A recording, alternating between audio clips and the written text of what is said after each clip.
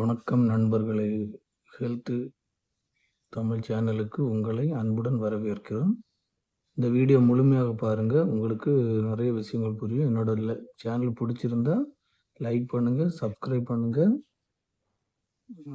நிறைய நல்ல வீடியோஸ் வரும். இன்று உலகம் முழுவதும் அதிக உயிரிழப்புகளை ஏற்படுத்தும் ஒரு முக்கியமான மருத்துவ அவசர நிலையை பற்றி தான் நம்ம இப்போ பார்க்க போகிறோம்.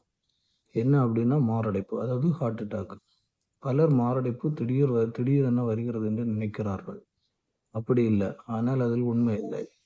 உடல் பல நாட்கள் அல்லது வாரங்களுக்கு முன்பே எச்சரிக்கை அறிகுறிகளை கொடுக்கலாம்.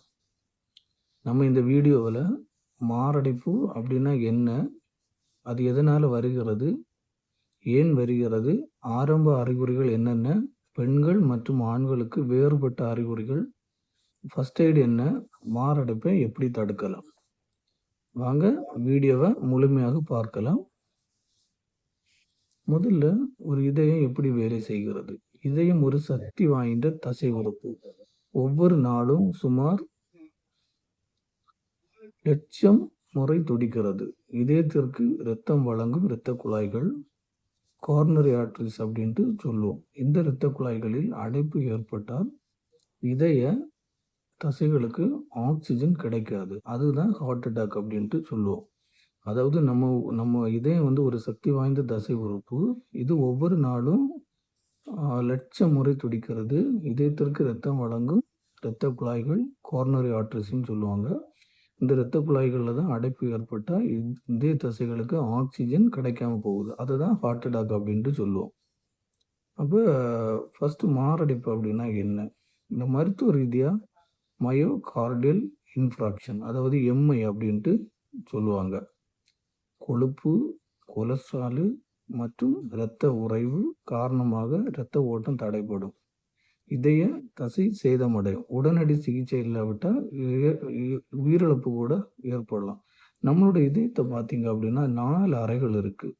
Right auricle, right ventricle, left auricle, left ventricle அப்படின்ட்டு 4 அறைகள் இருக்குது. இந்த 4 அறைகளுமே இம்பார்ட்டண்ட்டான ஒரு பகுதி. ஸோ ஆரம்ப எச்சரிக்கை அப்படின்னு பார்த்தீங்க அப்படின்னா முதல்ல நெஞ்சு வலி தான். இது எப்படி வந்து முக்கியமான அறிகுறி அப்படின்னு பார்த்தீங்க அப்படின்னா, அழுத்துவது போன்ற உணர்வு இருக்கும், கனமாக இருக்கும், எரிச்சல் போல தோன்றலாம். இதுதான் வந்து நெஞ்சு வலி முதல் அறிகுறி. இது முக்கியமான அறிகுறி வேறு. அப்புறம் பார்த்தீங்கன்னா இடது கையில், அதாவது இடது கையில் வந்து நெஞ்சிலிருந்து இடது கை, தோல், கழுத்து பகுதிகளுக்கு இது வந்து பரவும். அப்போ நம்ம நினைக்கலாம் ஏதோ நம்ம இதயத்துக்கு ஏதோ பாதிப்பு இருக்குது அப்படின்ட்டு நம்ம நினைக்கலாம். அப்புறம் வந்து மூச்சு திணறல். நம்ம வேலை செஞ்சுட்டு இருப்போம். சின்ன வேலையாக இருந்தால் கூட நல்ல மூச்சு திணறல் வாங்க சிரமமாக இருக்கும். ஸோ அது மூச்சு திணறல் ஏற்பட்டாலும் இது ஒரு அறிகுறியாக இருக்கலாம். அதிக வியர்வை, அதாவது நம்ம இந்த எல்லா சைனும் இருக்கும். ஹார்ட் வந்து, அதாவது இது நெஞ்சு வலி இருக்கும், அப்புறம் கை காலில் எல்லாம் அந்த பிரச்சனைகள் இருக்கும், அப்புறம் அதிகமாக ஸ்வெட்டிங் ஆகும். அப்படி இருந்தால் கூட நமக்கு வந்து ஒரு சைனாக இருக்கலாம் அது ஹார்ட் அட்டாக்கு. அப்புறம் பார்த்திங்கன்னா தலை சுற்றல் இருக்கும், வாந்தி இருக்கும், திடீர்னு சோர்வு இருக்கும், தாடை வலி இருக்கும், முதுகு வலி இருக்கும். இதெல்லாமே ஒரு அறிகுறி தான். நம்ம வந்து பார்த்திங்கன்னா இது வந்து இந்த சைன் வந்துன்னா அலட்சியமாக விடக்கூடாது. ரீசெண்டாக எங்கள் வீட்டிலேயே இந்த ஒரு பிரச்சனைகள் நடந்து, எங்கள் வீட்டில் அம்மாவுக்கும் இதே மாதிரி தான். திடீர்னு வந்து பார்த்திங்கன்னா ப்ளட் ப்ரெஷர் டவுன் ஆகி இந்த மாதிரி ஒரு ப்ராப்ளம் வந்துச்சு. அப்போ அம்மாவுக்கு வந்து எந்த சிம்டம்ஸே தெரியலை.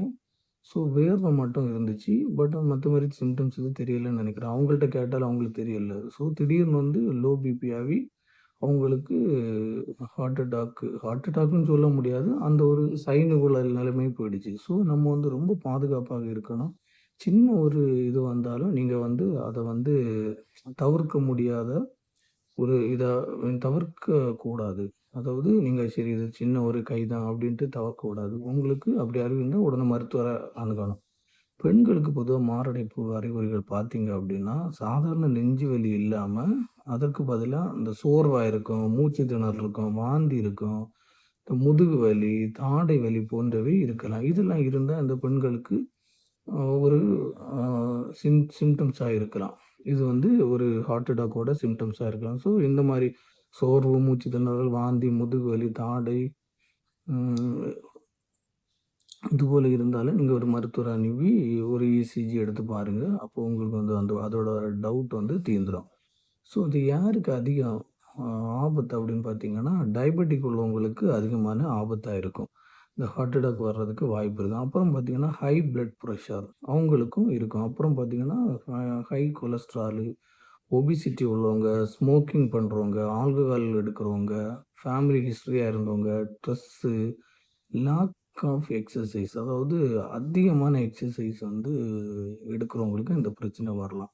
நம்ம நெறைய வீடியோஸ் பார்த்துருப்போம். திடீர்னு ஒர்க் அவுட் பண்ணிட்டு இருப்பாங்க. திடீர்னு மயங்கி விழுந்து அட்டாக் வந்திருக்கும்.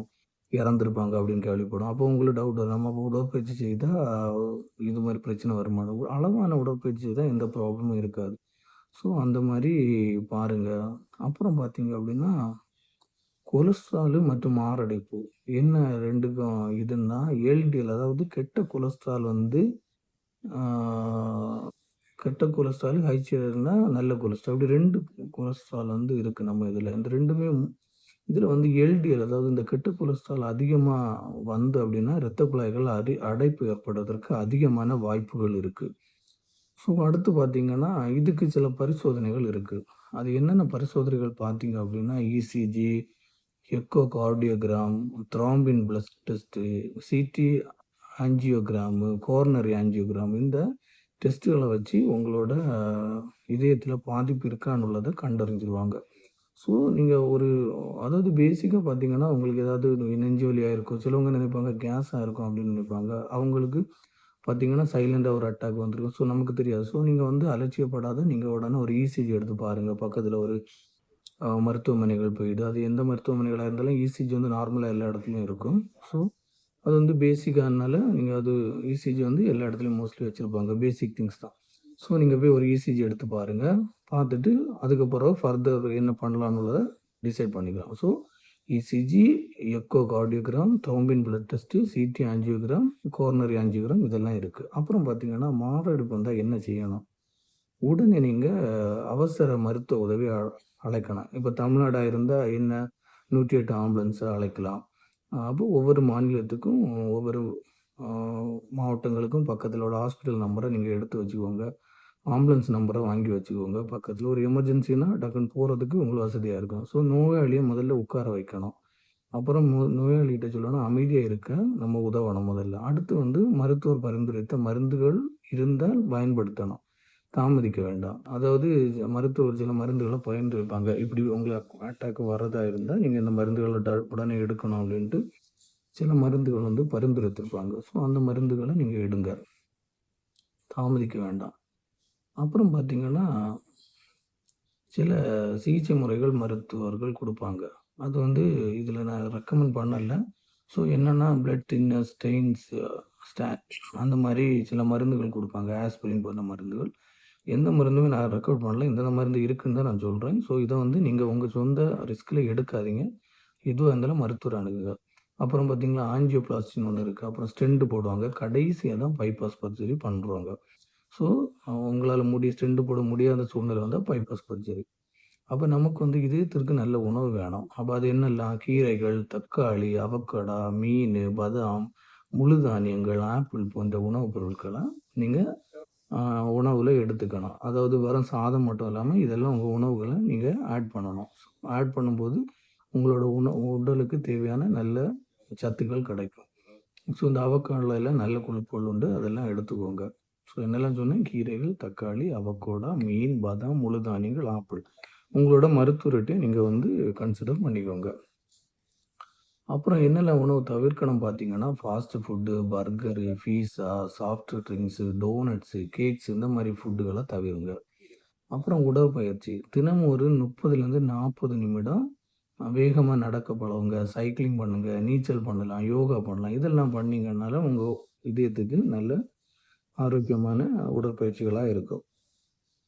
அப்புறம் பார்த்தீங்கன்னா, மன அழுத்தம் மற்றும் இதய நோய்க்கு என்ன சம்மந்தம் அப்படின்னு பார்த்தீங்கன்னா, அதிக மன அழுத்தம் இருந்தா பிபி அதிகரிக்கும். இந்த பிபி அதிகரிக்குதுன்னா இதய துடிப்பு அதிகரிக்கும். ஸோ, அப்படி அதிகரிக்கும்போது உங்களுக்கு ஹார்ட் அட்டாக் வர்றதுக்கான வாய்ப்புகள் அதிகமா இருக்கும். அப்புறம் பார்த்தீங்கன்னா, புகை பிடித்தாலும் ஆபத்து அதிகம் தான். ஏன் அப்படின்னு சொல்றீங்கன்னா, புகைப்பிடிப்பவங்களுக்கு மாரடைப்பு ஆபத்து பார்த்தீங்க அப்படின்னா 2லேருந்து 4 மடங்கு அதிகம். ஸோ நீங்க புகைப்பிடிப்பதா இருந்தா, முடிஞ்ச அளவு கம்மி பண்ணிட்டு, இப்ப நீங்க ஒரு நாள் 10 நாட்கள் பிடிக்கிறீங்கன்னா, அத குறைச்சு அறவே நிறுத்திறது ரொம்ப நல்லது. சரி, மாரடைப்பை எப்படி நம்ம தடுக்கலாம் பொதுவா? பொதுவா பிபிய நம்ம வந்து பிளட் பிரஷர கண்ட்ரோல் பண்ணி வச்சிருக்கணும். அப்புறம் பார்த்தீங்கன்னா, உங்களோட டயபெட்டிக்கு அதாவது உங்களுக்கு சுகர் இருந்து அப்படின்னா சர்க்கரை நோய் இருக்குன்னா, அத கட்டுப்பாட்டுக்குள்ளே வச்சிருக்கணும். அப்புறம் நீங்க பார்த்தீங்கன்னா, கொலஸ்ட்ரால் சிலவங்களுக்கு இருக்கும். கொலஸ்ட்ரால் என்ன ஆகும் அப்படின்னா, உங்களோட கெட்ட கொழுப்ப படிய வச்சு அந்த இதயத்துக்கு போற பிளட் வெசல்ஸ்ல வந்து அடைப்பு ஏற்படுத்தி படார்ன்னு அட்டாக் வரலாம். ஸோ உங்களோட கொலஸ்ட்ரால பரிசோதித்து எவ்வளவு லெவல் இருக்கணுமோ அதுக்கு கீழ நீங்க வைக்கிறது ரொம்ப நல்லது. அப்புறம் பார்த்தீங்கன்னா, உடற்பயிற்சி செய்யணும்.